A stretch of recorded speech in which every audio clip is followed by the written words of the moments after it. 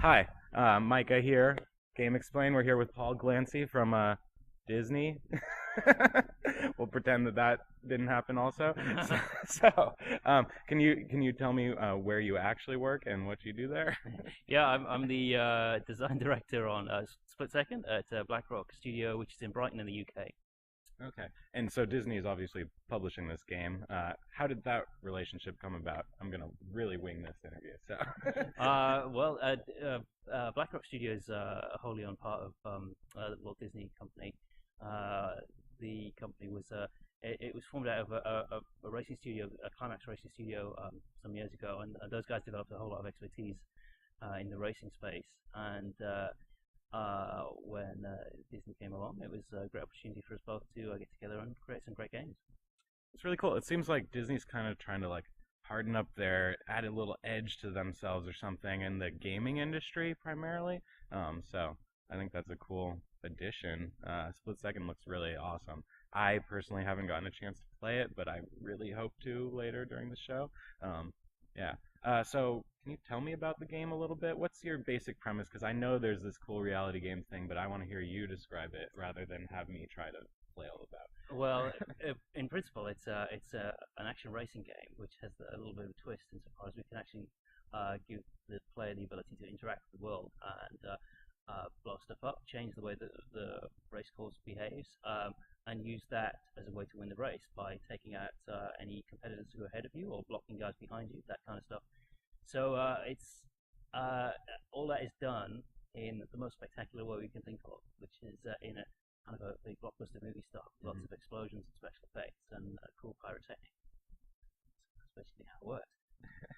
Okay, I heard something about like there's Michael Bay style director who's given you power to do this or something. Well, the idea is that it's kind of a reality TV show with this Hmm. enormous budget.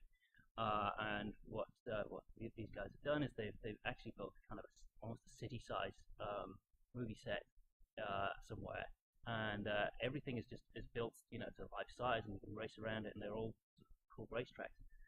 But everything is kind of rigged up to blow up, or rigged up to so you have a button on your dashboard almost where you can actually remote detonate or remote activate different things around the track, and that's what we call power plays, and those are the things that can kind of change the course of the race. Yeah, my coworker was really going on and on last night about something that he pulled off in one of the races, and I'm going to give you the most flattering comparison you can have for internet nerds. It's Beetle Adventure Racing for the N64. Internet nerds, they love that game. I love that game. It's a great game. Yeah, I love the game as Okay, well. Yeah, awesome. And everything he was saying is like, oh wow, it's like Beetle Adventure Racing. And so, we don't have a volcano left. no, it's okay. I'm fine with that. He was talking about like saving up his stuff and then noticing a water tower off in the distance and then hitting it right at the right time, the tower collapsing down and opening up a secret route and then rocking Yeah, up that. that's the kind of And thing it's like, people would. Yeah, yeah, that sounds great. yeah. So yeah, that's really cool. Um, this is probably a weird question, but how did you guys end up at making this kind of racing game? So it's very not your typical racing game. Someone had to be like, Oh, hey, let's throw all that stuff out the window and. well, I mean, it's interesting. There are a whole lot of action racing games out there, and a lot of really cool ones.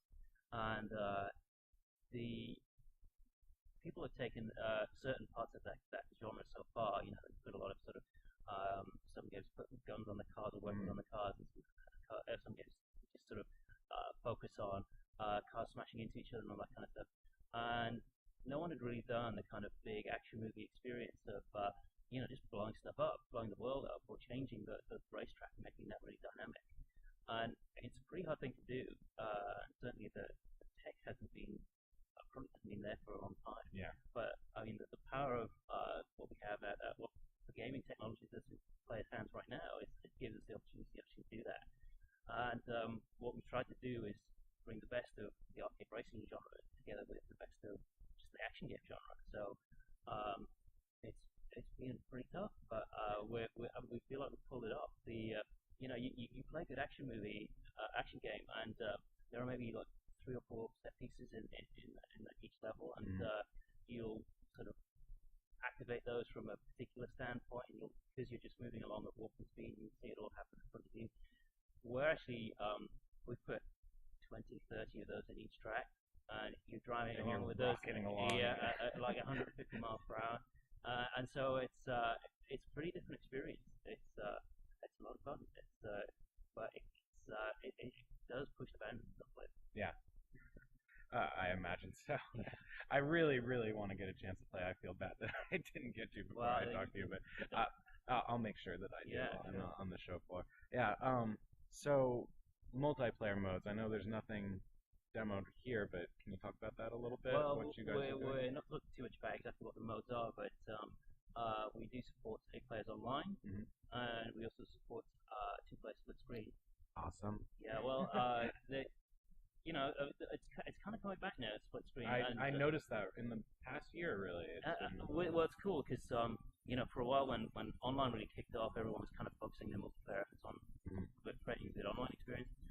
And then they actually make a game that looks really great on a single screen, but then when you have to divide the screen so 2 people can play that. Exactly. I've had this discussion with developers a few times. About, like, why isn't there split screen? I want to play with my friends. It's like, well, we just can't split the screen. It'll look terrible. Yeah. Well, it's a challenge, but it's one of those things. I mean, I remember, I have a couple of nephews, and I remember those guys used to just fight over whose turn it was to play next on their Nintendo, and what were you playing with your little brother, or were you playing with your friends after after a night out or whatever. It's always cool just to be able to play head to head. Yeah, I know that a lot of gamers these days, people who grew up gaming are older now. They don't have their gaming friends around them.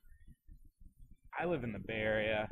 Everyone I know plays video games. We want to be able to play split screen with each other, Yeah, well, it's kind of a bit of a party experience, yeah. Isn't it? It's a good social experience when you get your friends around just to have a drink, watch some TV, or maybe drop some buildings on each other. Yeah, I know exactly. That's kind of cool. It's a great evening, right? Yeah, it sounds like the best kind of evening to